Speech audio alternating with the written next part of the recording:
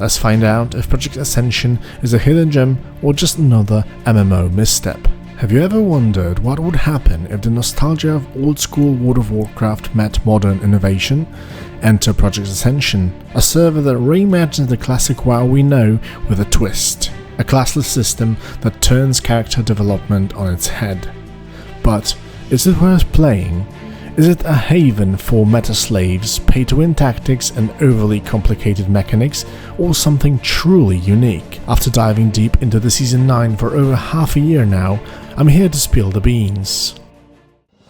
First, let's dive into the beauty of the classless system and the evolving meta in the current season of Ascension. This season is all about freedom, true freedom to craft the character of your dreams. With the Mystic Ancients now shattered into individual abilities, talents and skills, you're no longer confined to the traditional class boundaries. Instead, you can mix, match and experiment to your heart's content. Yes, there's a fair bit of RNG involved, but that's where the challenge and the fun begins. Once you know exactly what you want, there are strategies to help you zero in on the perfect build. The thrill of hunting down those ideal synergies, piecing them together into a cohesive and powerful character, is unmatched. It's a refreshing take on character development, especially for those who love theory crafting and pushing the boundaries of what's possible.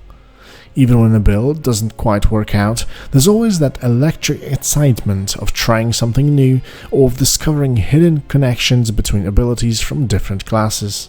It's a constant journey of exploration, and every success feels like a personal triumph. The sense of discovery in the system is what makes it truly special.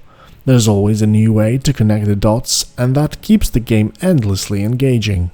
When it comes to making those builds truly viable, there's no denying the steep learning curve that players face.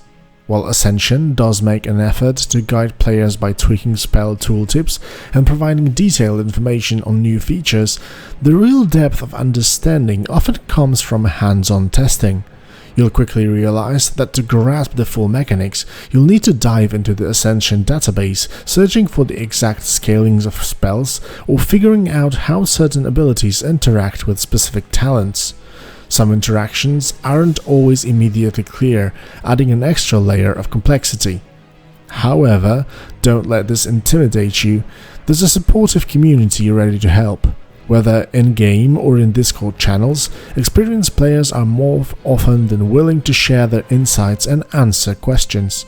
This support network significantly eases the learning curve, making your journey into the mastering builds not only possible, but also rewarding. With a bit of patience and the right guidance, you'll find yourself navigating the intricacies of Ascension like a pro. Balancing a game with so many abilities and synergies is a monumental challenge. It's nearly impossible to achieve perfect balance across the board. To understand how things really work, you need to consider what you want to get out of the game. If your goal is to push yourself to the absolute limit and conquer the toughest, most challenging content, you'll inevitably find yourself gravitating towards the meta builds. These builds are the ones that are most optimized for performance, and while there are still several to choose from, the reality is that you might not be able to play exactly the way you want. But is that really a problem? I don't think so. In any game, certain strategies and builds will always rise to the top. Complete freedom just doesn't simply exist. Additionally, this balance issue only affects a small percentage of players, maybe 5 or 10% at most. To tackle the hardest challenges, you'll need a dedicated guild and a lot of personal commitment, and let's be honest, most of us don't have time or desire to go that far, so why stress over the meta? For the majority of players, there's a wide variety of builds that are more than capable of delivering solid DPS and making the game enjoyable.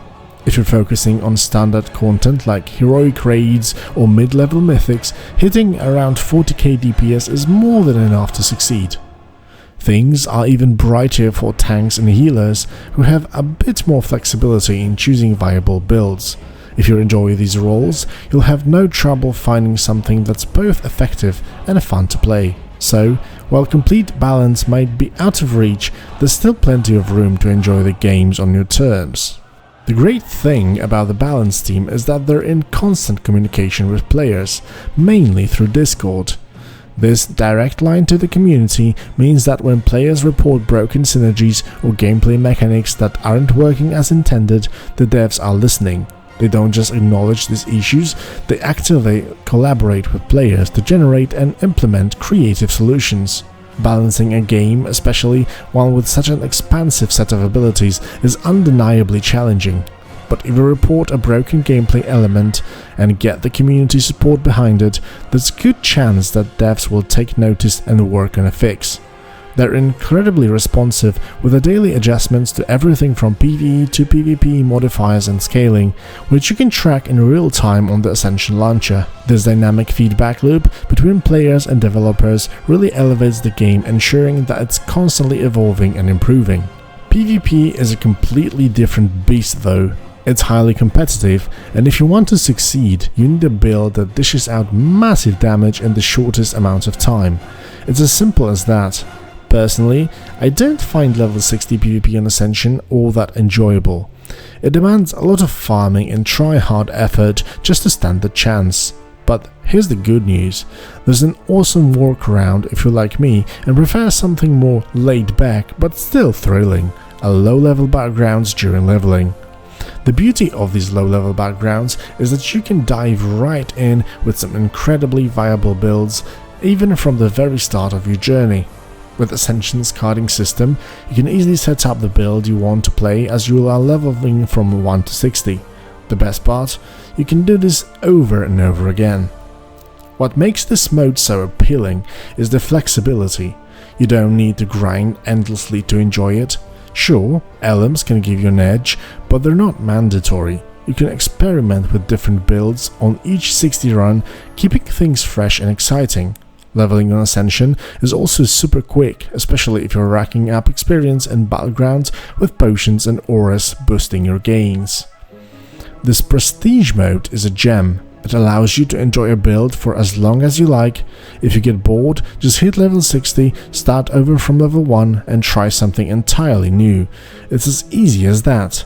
Plus, the battlegrounds have a couple of nice features. They only allow 2-person queues and are cross-faction. So, even if you sometimes end up against a strong team, you're not stuck in those frustrating one-sided matches. There's always a good chance you'll be on the winning side, making it all more enjoyable. In short, if you're looking for a fun, engaging way to experience PvP without that hardcore grind, low-level backgrounds in Ascension's Prestige mode is the way to go. Now, let's dive into the cash shop, a topic that often sparks debate with many quick to label it as a pay-to-win, but let's clear up the misconceptions. Ascension's cash shop primarily offers cosmetic items and quality of life enhancements. Sure, there are things that make your journey more convenient, like the ability to pick up and turn in dungeon quests or callback quests from anywhere, or even access your bank from any location. These aren't game changers, they just save your time. Now, let's address the items that some might argue are pay to win. Experience potions and auras. But here's the thing. Ascension is heavily focused on the endgame, which challenges that demand skill and strategy. Leveling up is a very small part of experience and isn't the grueling grind you would expect from classic Warcraft. Instead, it's more akin to retail WoW, where you breeze through levels to get the real content, endgame and character rerolls. So, calling those items pay to win is quite a stretch. Another key point is that everything in the cash shop can be bought with in-game gold to the auction house. This is where the double-edged sword comes into play. On the one hand, this system allows every player, even those who don't spend $1, to access these items simply by farming gold. It creates a fairer environment where non-paying players still have access to the same quality of life enhancements and cosmetics as paying players. On the other hand, players who don't spend real money can still sell these items on the auction house for gold, which can make them richer in-game. However, it's important to know that this gold doesn't give them a significant advantage in terms of progression. You can buy best in slot gear or raid rewards with gold, those still require skill and effort to earn through the mythics and raids.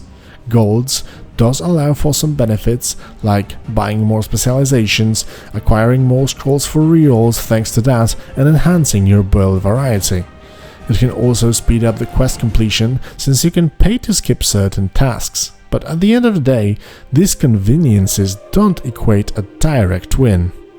In fact, this system is arguably more friendly to non-paying players, offering them access to the same benefits as those who spend money. So, while there's a slight edge for those who pay, labeling Ascension system as pay-to-win is a big exaggeration. It's more about giving players choices on how they want to play, rather than offering a guaranteed victory to those who spend money.